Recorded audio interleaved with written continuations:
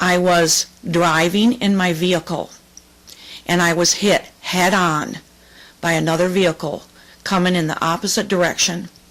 And at that point, I left my body and I started to fall. But I'm not going to tell you that whole story right now, exactly what happened. I'm going to go back a bit, and I'm going to tell you how my life was led to that point of destruction.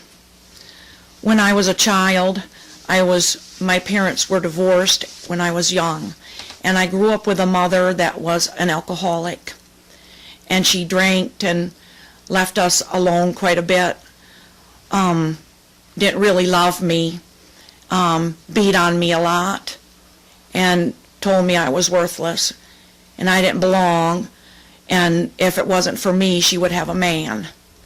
And she had lots of men in and out of our home while I was growing up. So I really didn't know what love was. I really didn't understand. And I was the oldest of 5 children, and I was the one that had to take up after my brother and sisters. And lots of times we didn't have any food to eat because my mother left us to go to the bar to get drunk. And most of the time we ate cereal and toast. That's about what we lived on, whatever boxes of cereal she would buy. My grandmother prayed for me a lot and prayed for all of us kids and my mother. And I went through a really bad time growing up, molested, and some bad things. But when I got a little older, when I was about 17 years old, I had gone with my girlfriend to the City Mission Church, and her sister was in the Church of Christ, and I was then converted to the Church of Christ, became a member of the Church of Christ. I started to live my life for Jesus, left home when I was 18 because I couldn't take my mother's abuse anymore. Sorry. Holy Spirit, thank you, Holy Spirit. I praise you, Holy Spirit. I want you all to know that He's real and He loves you, just like He loves me. God is not a respecter of persons. We're all the same in God's eyes, no matter who we are, no matter how old we are. And I decided to go to college. I went to a Christian school. I met a man that I thought was a Christian man. And I was married. I didn't finish school, and I got married right away. I had 2 children with this man. And it's a long story, but I'm going to move ahead. We ended up in a very bad divorce, and he took my children from me and ran. And I lost my children, and I was hurt. I fought for them, but he took them against the court and against me because he hated me so much. And when all of that happened, I gave up on the Lord. I couldn't understand why God hated me so much. I kept saying, Lord, why do you hate me so much?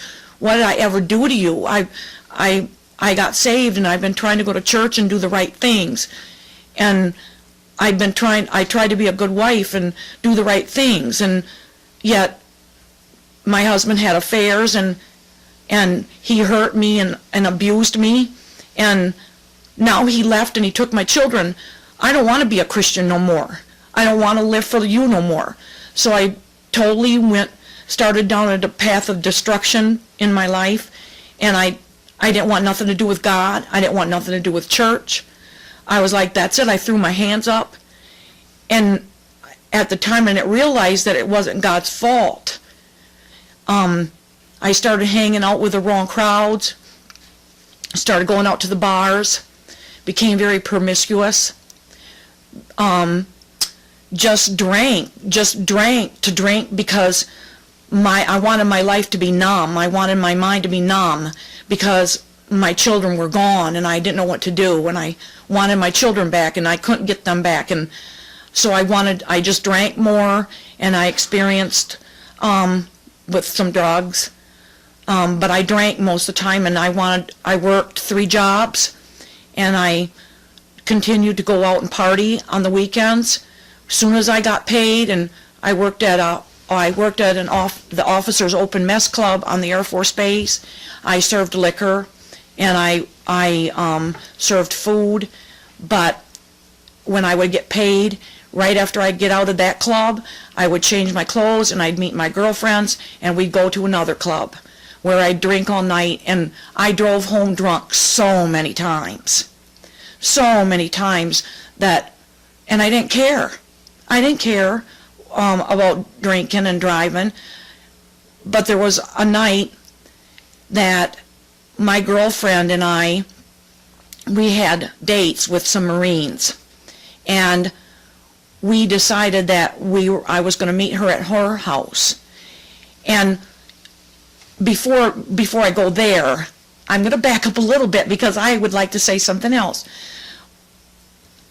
While I was working at the club, and while I was drinking and down this road, I went with that same girlfriend and another couple girls that they went to see a palm reader once a week when they got paid.